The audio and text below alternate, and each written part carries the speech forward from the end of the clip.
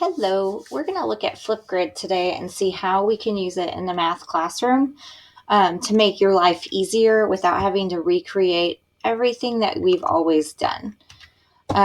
So with this year comes all the challenges we always have, plus all the new challenges with the pandemic. And so we're looking at ways to use best practices that we've always done in the classroom in a digital way, and also make it easier for teachers to create those things for their kids without having to spend hours and hours redoing the things that they've already had.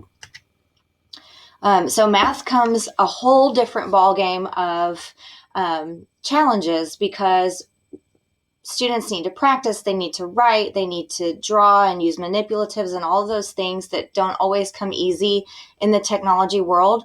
So Flipgrid is a video recording tool that works across all devices. It comes with a whiteboard, it comes with feedback. Students can do likes and comments, teachers can post, you can link TEKs to it. So it's a great tool to use where the student is creating their work instead of the teacher creating something to give to them to complete.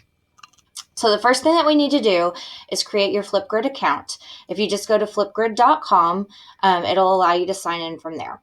Okay, so we have our educated login. If you have one, you can sign in with Google.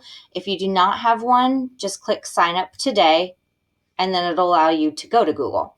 One thing that we do run into is that students never have to do this. They will just go and join in with a code. So if it's telling them to sign in with Google and then it's giving them an age range, that's for teachers. So the kids are just going in there to create. You're the one who needs to be of age in order to make the assignment for them. So if they tell you it's asking them to put in an age, then you know that they're trying to sign up to make an account and not using your code. So this is just a little tip. So I'm going to sign in with Google. It'll link to my HEB account.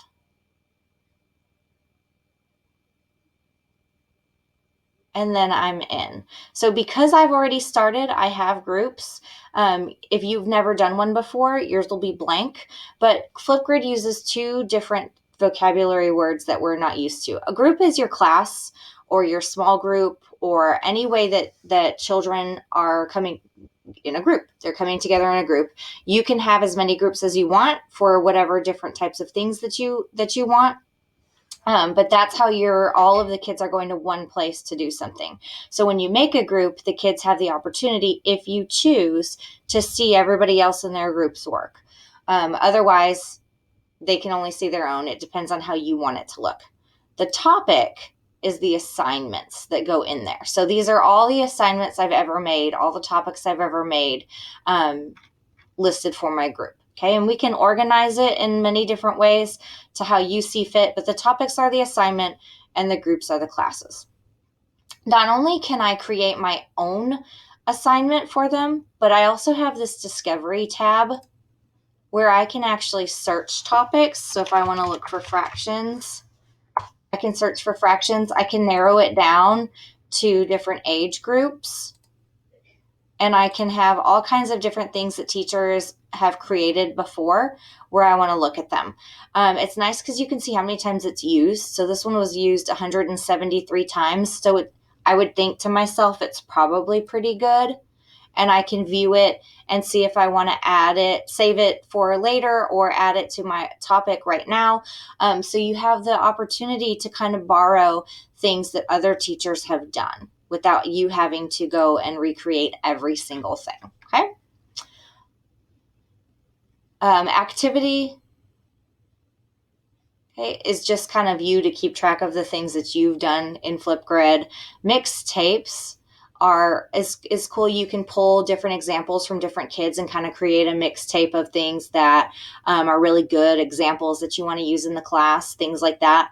Grid Pals is the last one. You can kind of see who else is using Flipgrid, and you can create classes, maybe pen pal type classes together where you're working with teachers or things like that.